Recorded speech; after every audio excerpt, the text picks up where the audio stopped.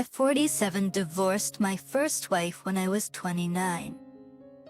We had 2 kids, and my folks loved them more than anything. However, my ex-wife wasn't happy with the lifestyle that I could provide. I wasn't making a lot of money, but we weren't in debt or anything. We had good cars, and we had just put a down payment on our first home that we would own. Her boss was rich. He was 47, and she was 28, and he could provide luxuries out of my reach. She left me for him. I still had to pay child support, but I guess I was lucky that I didn't pay spousal support. I had to work, and I couldn't get custody. I got visitation, and my ex made it hard. The kids were young, and she manipulated them. Upon to take them to a local resort for a summer vacation, she would take them to Disneyland the week before. I would always come up short. Eventually, the kids refused to spend time with me. It went to court, and I basically had to accept that I couldn't force them to see my parents and me. I met my second wife, 33, at the dog park when I was 37 and she was 24. She had a son who was about the age that my son was the last time my parents got to see him. My parents accepted him right away. He loves them. My wife is like a daughter to them. It's what I've always wanted in life. We have 2 more kids now, pre-tween and kindergartner. My stepson is about to graduate next year. So a few years ago, my dad sold his company. He's an engineer, and he had some patents that were worth a fair bit of money. He paid off my house, and he also made educational funds for my 3 kids. He figured the older ones were done with school, and he hadn't bothered to visit them in years, so they didn't need anything from him. It turns out that was wrong. My ex-wife married a scam artist. He was rich, but he wasn't rich enough for the lifestyle she wanted, so he stole from his clients, and then he went to jail. As a result, my oldest kids are in a lot of debt. My ex is living with her parents and drowning in his debt.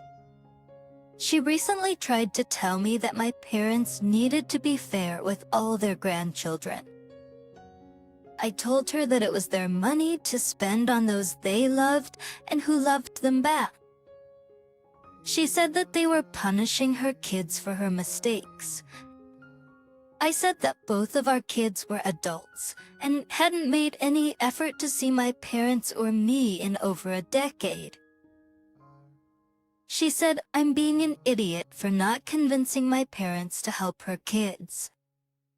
Not the idiot. She made her bed and she must lie on it. Kids are adults now. They could have made an effort to know you and your family, but they didn't. She's only reaching out because Moneybags was money rags, and she realizes what she could have had and hopes to still cash in on it. It has nothing to do with you and your family, but how she can cash in. Your ex is asking you to ask for money from your parents on behalf of your estranged kids. I'm not the best at math, but I think there are at least 4 different levels of separation that make this none of her business. If your estranged kids asked your parents, that would be a direct question, and the answer should be up to your parents then. I love it when karma punches people 1,000 times harder, and your ex deserved it. Yep, it's her own fault that her 2 children were alienated from you and your parents, and hence, she shouldn't expect anything from them. I feel saddened that these 2 will not receive anything due to her brainwashing them for years. Epsy, I've bet in their place. But if she wanted, she could have come clean with the kids so they could at least have a relationship with their grandparents. Don't fall into your ex's trap again. When the divorce happened, his kids were small children. They didn't make their choices. They were the victims of a crappy situation. Now, I agree his parents don't owe money to people they've not seen in over a decade.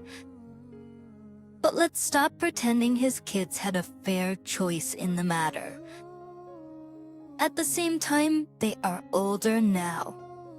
What has Op done to try and establish a relationship with his kids? Agree? You are the idiot. It feels like a lot is missing from this story. You really make yourself out to be a murder-up, but fathers don't just get visitation only for no reason, and kids don't just go no contact for a decade because you couldn't afford Disneyland. You then married someone 13 years younger than yourself, which in this context just feels off. So I don't know, dude. It sounds like you and your family need to start treating your kids better, or you've lost them forever. Someone needs to be the adult here, but it seems like none of you are willing. Grow up. He's always going out and doing extravagant things with his wife, but he never gives me any special gifts. Atrin, I know they could have afforded to get us the upgraded passes too, but of course, only his wife gets the red carpet. Am I the idiot? Yes, you are the idiot.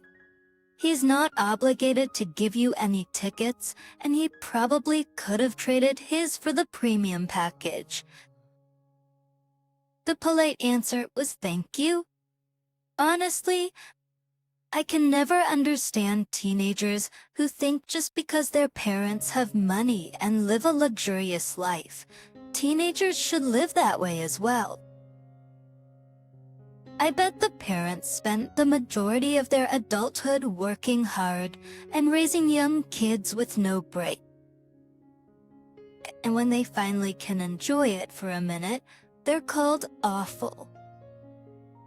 You got free tickets to the Cirque, and you're complaining about it because it's not the luxury experience. Yeah, you are the idiot, and pretty darn entitled. Your real problem here is that you don't want your stepmom to get anything nice, but it's none of your beeswax what your dad gets for her. I bought tickets for my family for Christmas last year, and even the most basic tickets were like $140. Are you kidding me? How old are you? Up. Why do you think it's your dad's job to roll out the red carpet for you rather than your boyfriend's? You're not 6 years old anymore. If you don't want scraps, then just get your own tickets. If you're an adult, you shouldn't expect your parents to still pay for your things. I would have gladly taken the free tickets. You do sound entitled and spoiled. I don't know. I feel like it's not about the free tickets. It's about the way the father sold the whole thing to us, you know. He could have said, "Hey, we bought new upgraded tickets. I'd like to give you the other ones." But instead, he told Up he bought new tickets and they couldn't be seated together because of the different times purchasing. Not mentioning the upgrade, like it's more that Up feels betrayed because the father covered up the real reason they couldn't sit together. Everyone is the idiot. In a vacuum, your behavior shows a lack of gratitude. But I read it as your dad doesn't give you any special gifts. You know, the special. I value you kind. He gives you the charity, that it could be anybody else's who's poor kind, and you just happen to be my daughter. that's a crappy dad, and your stepmother obviously doesn't care about you either. We have 3 kids. The first one is my niece, my wife's sister. She's a tween. The middle one is 2 years younger. She's my bonus daughter from my wife's previous relationship. Her dad's not in the picture. The youngest one is a young child. She's biologically mine with my wife. This is about the middle child, though. At only a week before Christmas break, she was suspended along with two classmates. My wife was at home with our youngest and asked me to handle it. This was her first suspension. She was in the principal's office when I arrived and was obviously scared. She not only truthfully stated her involvement, but took responsibility for her actions by acknowledging she was wrong. I was proud of her for doing that. This is what we taught our children, but that didn't let her off the hook. On the way home, I told her this suspension doesn't mean vacation. She's to do her schoolwork and regular chores. No video games, and I took her phone away. This is for the full duration of the suspension since they suspended her for the rest of the semester. When we got home, I discussed everything with my wife. She said the punishment was too weak. I reminded her she told me to handle it, which I did. Anything harsher would just make her want to lie next time to protect herself. Honestly, my wife felt it was necessary to add to the punishment.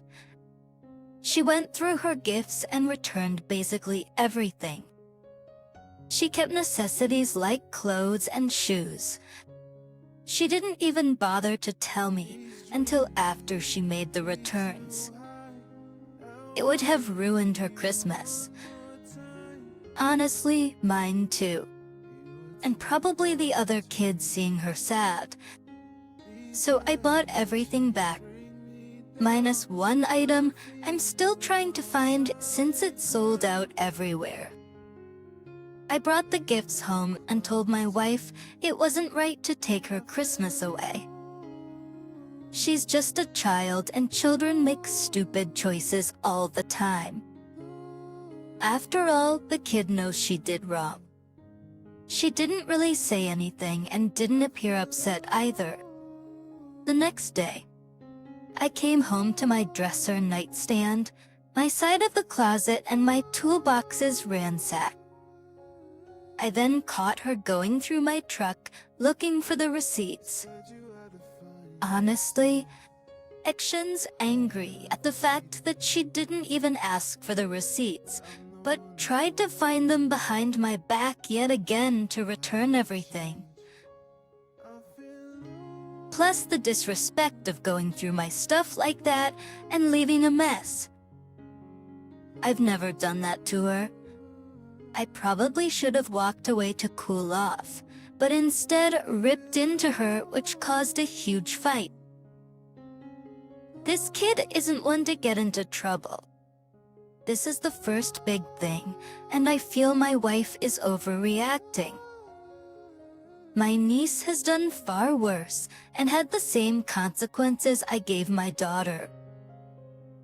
I don't think it's fair.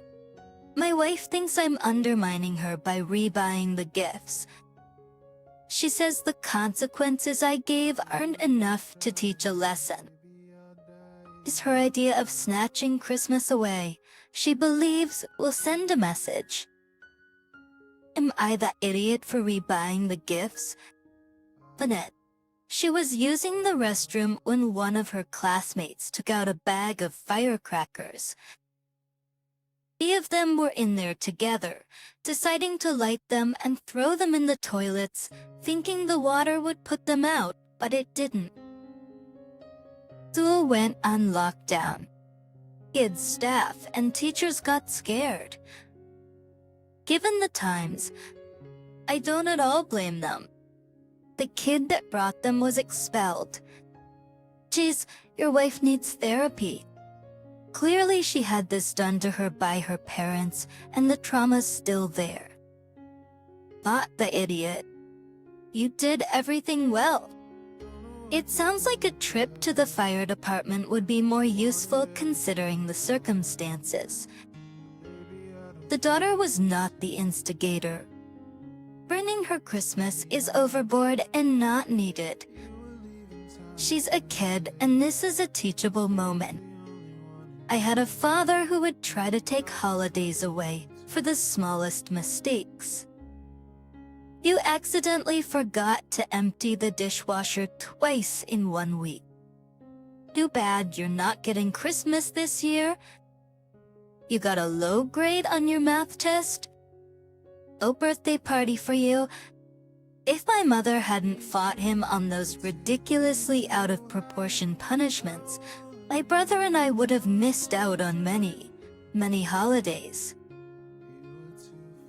We were constantly walking on eggshells to be perfect because we were afraid to have our childhood experiences taken away.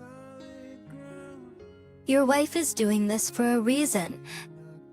You need to sit down and have a serious conversation about the effects that this will have on your daughter. Does she honestly believe this is something your daughter will benefit from behavior-wise? I don't think so. But dig more into the root cause, because it's alarming she's trying to normalize this.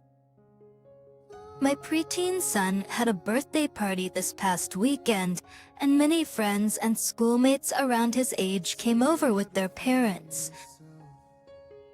I have a male mastiff mix for context. I know people always love exaggerating and saying their dog is so loving, regardless of its true personality. My dog is friendly towards my family and people he's familiar with, but he's very aloof towards strangers. He doesn't bark towards strangers, but will have a low growl if he's patted or touched without the proper introduction. So anyway, for the party, I decided the best solution was to have him kept upstairs on the 2nd and 3rd floor with a dog gate installed at the stairs. The party was confined to the 1st floor, and the garden is halfway through the party. My son and his 2 friends wanted to go upstairs to see my dog. These 2 friends have come over to my house frequently, and 3 of them have spent unsupervised time around my dog without any incidents for the past 2 years. They're very aware of the rules and the boundaries I've set. They can play fetch and stuff with him, but never play with his tail or face or try to sit on him. Another boy, let's call him Brian, and his mom heard that my dog was upstairs and wanted to head up too. I said, nope, sorry. My dog doesn't play too well with people. He doesn't know, and I can't be around upstairs all the time. Brian's mom insisted that it would be fine, and her son loves playing with dogs, etc. I cut her off and said, nay, another time, and directed them both towards the other toys and party stuff going on. Less than 5 minutes later, I heard barking and screaming from upstairs. I ran up to see Brian crying and his mom yelling at my dog and me. Plus, all sorts of accusations were hurled at me, including having a rabid dog and an untrained dog, and she said she was going to ensure my dog was put down. I tried to ask the other kids, my son and his friends, what had happened. So it turns out that Brian and his mother came up on their own. And while my dog was lying in one corner, he decided to go over and start pulling his tail, even though the other kids told him not to.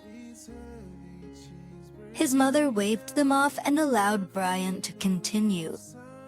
That resulted in my dog getting up, barking at them, and growling. I checked Brian for any injuries and found none. My CCTV recording showed exactly what my son and his friends had described, and there was no contact between my dog and the boy. Brian's mom brought him to the doctor anyway for a full checkup, no injuries found, and wanted me to compensate for that and apologize for the incident. I said no, and she'd be lucky if I didn't pursue anything about trespassing into my house's upper floors. I am astounded every day by how many people think they know a dog better than the owner and feel entitled to do as they please. You clearly set a boundary. They thought they knew better and clearly found out differently. Be grateful you have a camera proving their abuse of your dog that led to your dog's reaction. And very glad that no one was bitten despite deserving it. Right? Also the fact that the child and mom were like, yes, pulling a dog's tail is a great way for them to greet an unknown dog and not get bitten. Hey, lucky your dog is pretty chill. I know a lot of dogs who would have been much less forgiving. I wouldn't invite them to my house ever again. That was so rude of them. I personally don't want to know the gender of my baby, as I don't think it matters. My ex was previously uninterested in our baby and me, and made it clear he would only fulfill his financial obligations to our baby without playing a fatherly role. Since his family has found out, I suddenly have his full attention, and so does our baby.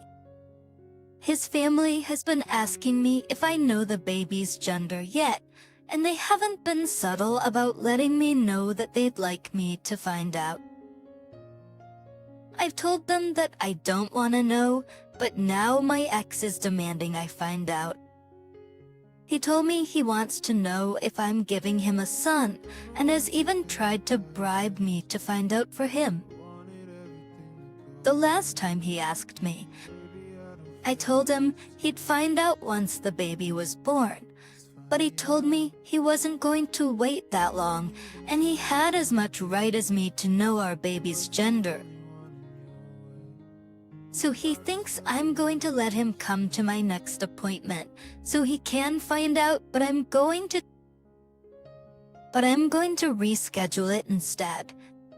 Not the idiot, and it might be time to go low contact. Think about this. His family's only interested if you give them a son to carry on the family name. I would recommend giving the baby your last name. If you have a daughter, they'll lose all interest again, or treat her as less than others. If you have a son, the toxic misogyny they'll likely pass on sets off my warning bells. There are all sorts of ways they can mess up either gender of a child. This is the bottom line.